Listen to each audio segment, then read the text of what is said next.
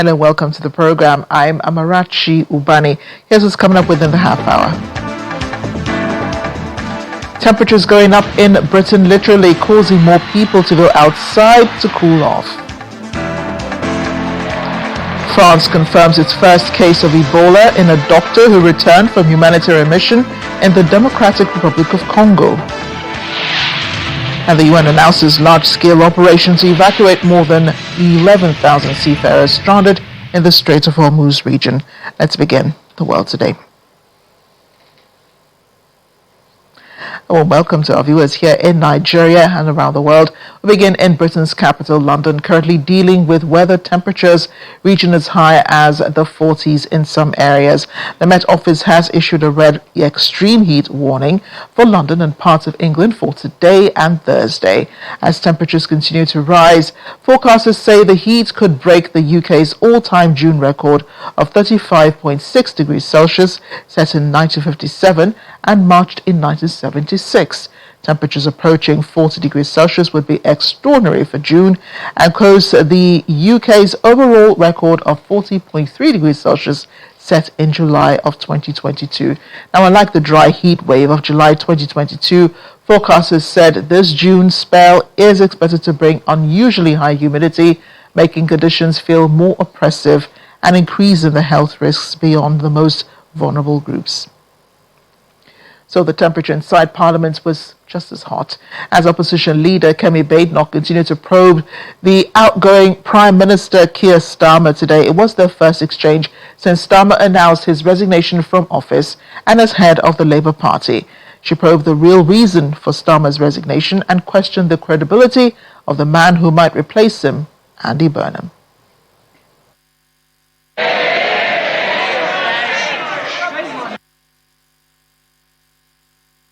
He says that he's funding defence. The truth is, he wouldn't be in this mess if his Chancellor had found money for the Defence Investment Plan. The Prime Minister gave her the second most important job in Britain. She was the first female Chancellor. She lives next door to him, but wouldn't even come out to stand by him during his resignation speech. This is the Chancellor who ended austerity inflicted on our country for 14 long years. This is the Chancellor who got the economy growing, Mr. Speaker. Mr. Speaker, they're cheering so loudly. If it's all going so fine, why is he resigning? The fact is, she did let him down. She's the one who snatched the winter fuel payments. She's the one who announced a disastrous budget that killed economic growth. And because of her, once again, a Labour Prime Minister is leaving office with unemployment higher than when he came in. But the Chancellor isn't the only person who let him down. The Energy Secretary is putting up bills and killing jobs. He's not here, is he? He was a failed Labour leader, rejected by the electorate, brought back from the wilderness by this man, and when the going got tough, he jumped into bed with the Mayor of Manchester. It's not the first time he's betrayed someone close to him, is it? But does the Prime Minister think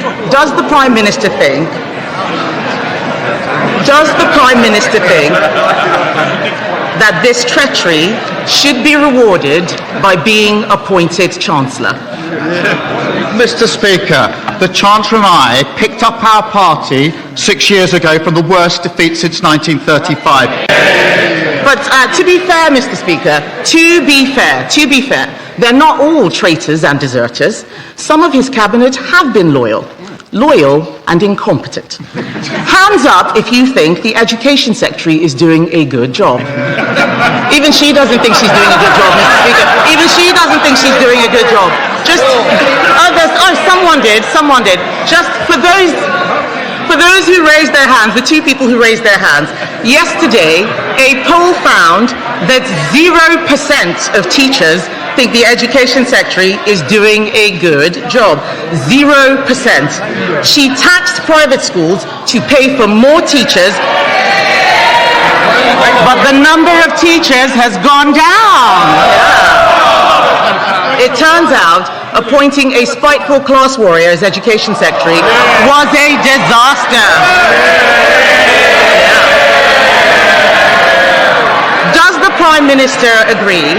Does the Prime Minister agree that he has been let down by her incompetence. The Education Secretary grew up in poverty. She knows exactly what it means to grow up in poverty. Let's turn to France now. The health ministry says the country has recorded its first case of the Ebola virus, and one of the doctors just returned from a humanitarian mission in the Democratic Republic of Congo. The doctor was immediately admitted to a specialized facility and is said to be in stable condition. According to the health ministry, the risk to the population is very low, a fact that has been corroborated by the WHO Director General, Tedros Ghebreyesus, who said the risk to the rest of the world is low and that there is no need to panic. Efforts are now underway to trace people who may have been in contact with the doctor.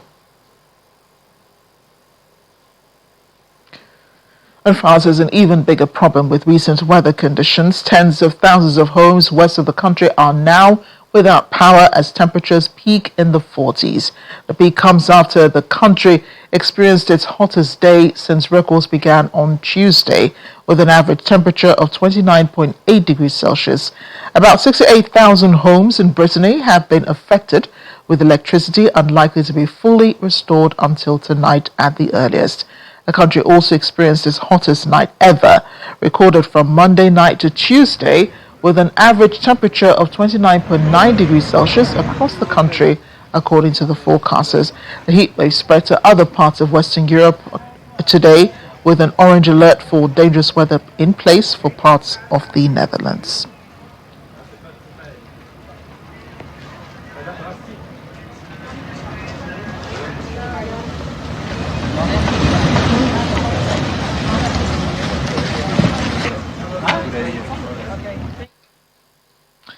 To the Middle East now, where European countries are preparing a potential naval mission to restore safe passage through the Strait of Hormuz as reports of hidden sea mines, vessels switching off tracking systems, and the risk of renewed conflict have turned the strait into a black box where ships lack visibility and insurance refuse coverage. For more on this, we're joined now by Thomas Sparrow, correspondent with our partners DW in Berlin.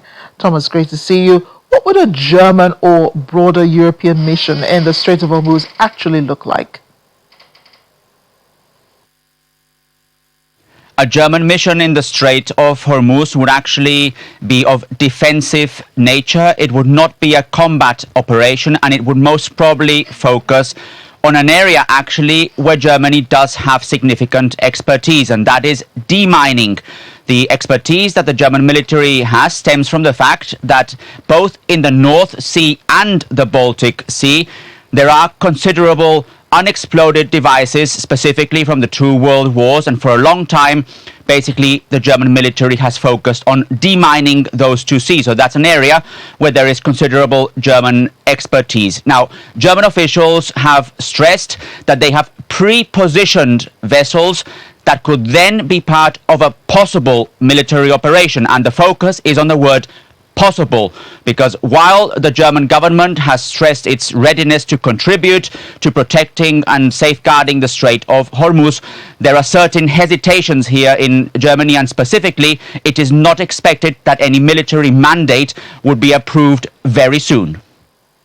So, what does Berlin's hesitation tell us about broader European readiness, to back a Hormuz security operation?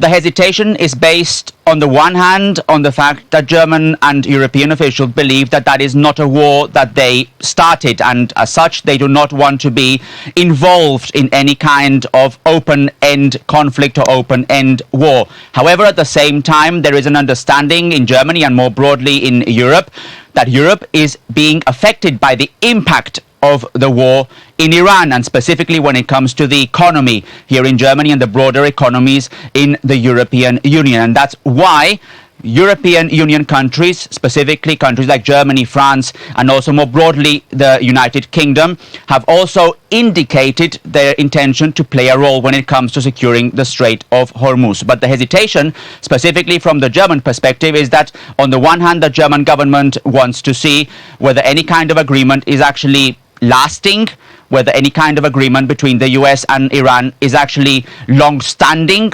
And in that case, Germany would also need an approval by the parliament here in Berlin. Any military operation overseas that Germany participates in must first have an approval by the German parliament, and that is something that needs some time and that will very likely not happen before the summer recess here in Germany. That's much understood, Thomas. Now, how much support is there in Europe for taking on a security role after the US-Iran deal? This is actually interesting. There was a survey released only a few days here, commissioned by one of Germany's public broadcasters, ZDF. And in that survey, most Germans said they did not believe that an agreement between the US and Iran could last very long. In other words, they were not very hopeful that it could be lasting. However, when they asked if there were a lasting ceasefire, if they believed that in that case Germany should play a military role, for example, when it comes to demining, also a majority of Germans said they did support that idea of Germany participating in that kind of military operation with a defensive nature, and obviously cooperating with other European countries. That's important because Germans are very much aware of the negative impact that the war in Iran has had on the economy here in Germany. Germany's economy is absolutely vital also for Germany standing internationally, and as such many Germans believe that a German participation in the Strait of Hormuz, trying to secure those sea lanes, trying to make sure that passage is guaranteed, will ultimately also have a positive effect on Germany's economy, on the broader European economies as well. Well, that's pretty interesting, Thomas. Thanks again for bringing this tonight. The United Nations has announced a large-scale operation to evacuate more than 11,000 seafarers stranded in the Strait of Hormuz region. A spokesperson for the Secretary-General, Stefan Dujarric, says the International Maritime Organization will launch what it has described as a significant step towards easing the humanitarian impact of the US-Iran conflict, adding that the IMO has secured the necessary safety guarantees and thoroughly verified conditions for safe navigation to support the operation. The plan follows months of disruption in one of the world's most important shipping lanes after joint US-Israeli airstrikes on Iran on February 28th. According to the International Maritime Organization, at least 14 seafarers have been killed in 46 confirmed attacks on vessels in the Strait of Hormuz. I want to flag an initiative on the Strait of Hormuz from our colleagues at the International Maritime Organization, who tell us they will be beginning implementing an evacuation plan for more than 11,000 seafarers who remain stranded in the region. The large-scale operation will be carried out in close cooperation with Iran, Oman, and all other coastal states in the region, as well as the United States and the maritime industry. The IMO Secretary General, Arsenio Dominguez, said IMO secured the necessary safety guarantees and thoroughly verified the conditions for safe navigation to support these operations. The operation marks a significant step towards alleviating the humanitarian impact of the crisis on thousands of seafarers who've endured months of uncertainty, months of unrestricted movements, and mounting welfare concerns. We're off on a break now. On the World Today, still ahead. Pop Mart's Crybaby series take up the Pattaya beach in Thailand, changing the feel of the beach. We'll have more on this. Stay with us.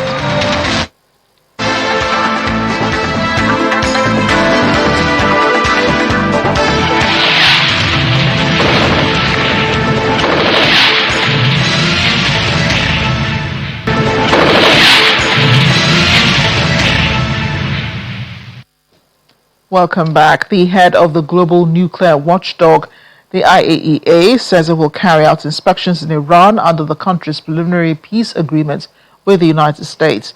The agreement signed last week said explicitly that the dilution of Iran's highly enriched uranium would be carried out under IAEA supervision.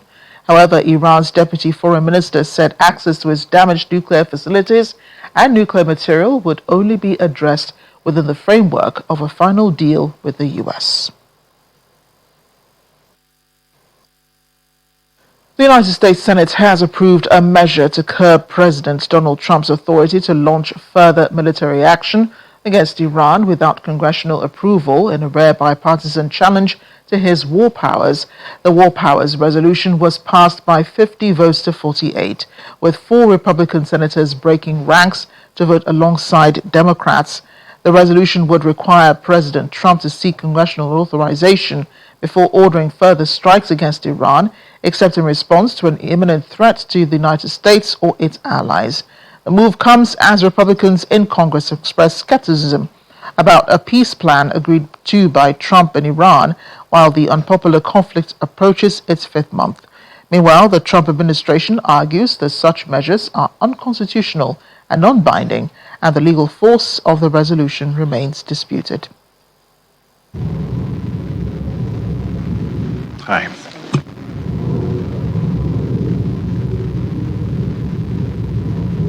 The yeas are 50, the nays are 48. The concurrent motion is agreed to.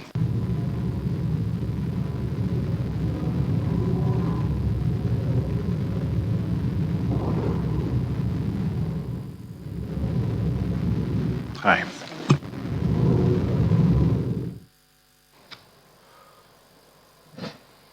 Well, here in Africa, with the anti-migrant violence flaring up in parts of South Africa, the Zulu King has appealed for calm, urging communities to ensure that there be no bloodshed. Well, for some foreign nationals, and the damage has already been done, forcing them to leave behind homes, businesses, and years of hard work.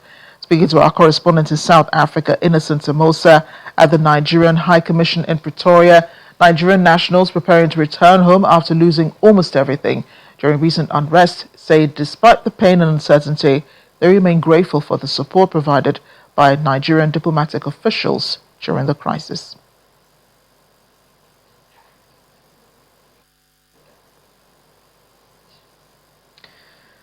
We'll have that story in a minute. Meanwhile, Nigerians in Diaspora Commission has commended the conviction and sentencing of the individual found guilty in the tragic killing of 2 young Nigerians, Chiweze Moma and Tosin Amos Arowoshegbe, who lost their lives in the nightclub shooting in Vaughan, Ontario, Canada in 2022. The Ontario Court of Justice sentenced the offender to life imprisonment with no eligibility for parole for 25 years, following his conviction on 2 counts of first-degree murder and 1 count of unlawfully causing bodily harm. The Commission notes that while no judicial outcome can restore the lives of the deceased or erase the pain endured by their families, the sentencing represents a significant step towards accountability and justice for the victims and their loved ones. Following the tragic incident in 2022, NIDCOM boss Abike Dabiri Erewa confirmed solidarity with the family while offering her heartfelt condolences, praying for the strength and fortitude needed to bear the irreparable loss.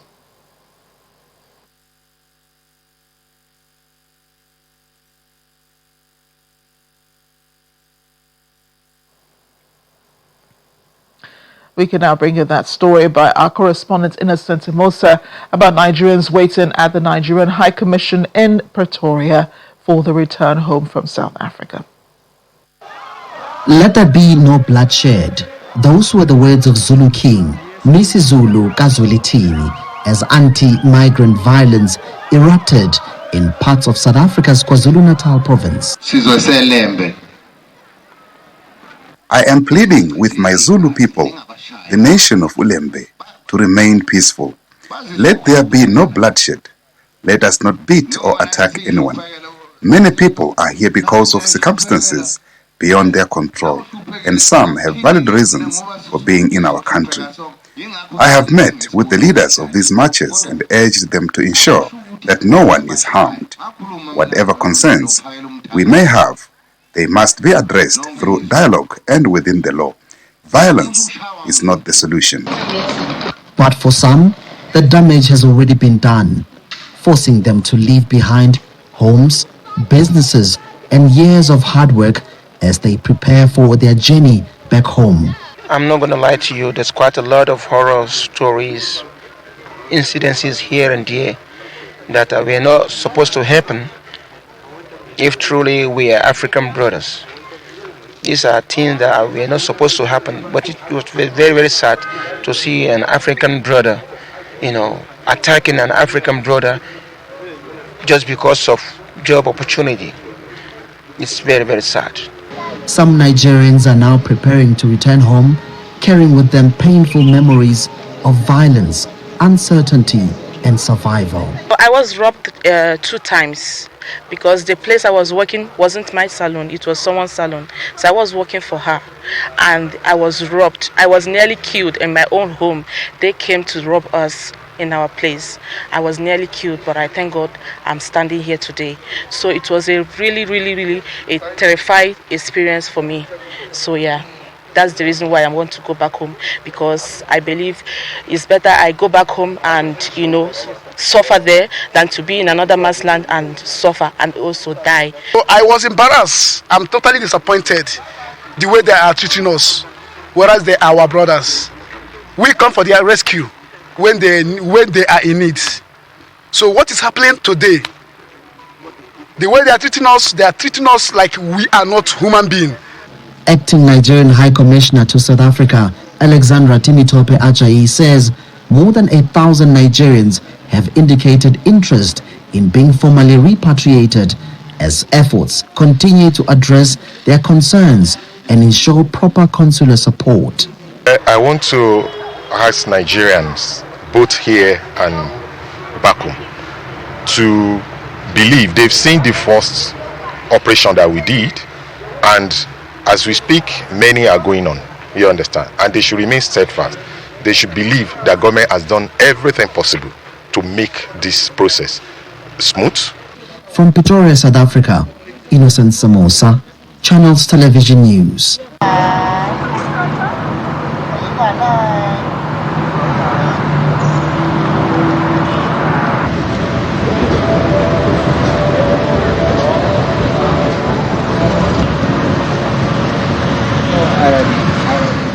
I guess there'll be more scenes like those.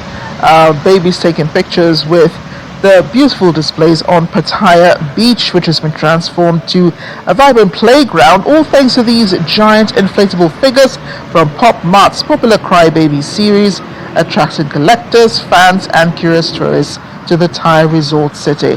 The iconic, tearful, and colorful installation features characters created by Thai artist Nisa Skimudi, better known as Crybaby Molly, whose distinct designs have gained a devoted following across Asia. Visitors have welcomed the exhibition, saying it brings a fresh energy to the beachfront, many describing it as a unique attraction that draws a completely new crowd and gives people a fantastic reason to come out and enjoy Pattaya's evening atmosphere. The display forms part of Pop Mart's Hop on the Beach event at Central Pattaya, which is expected to continue entertaining visitors until August 2nd.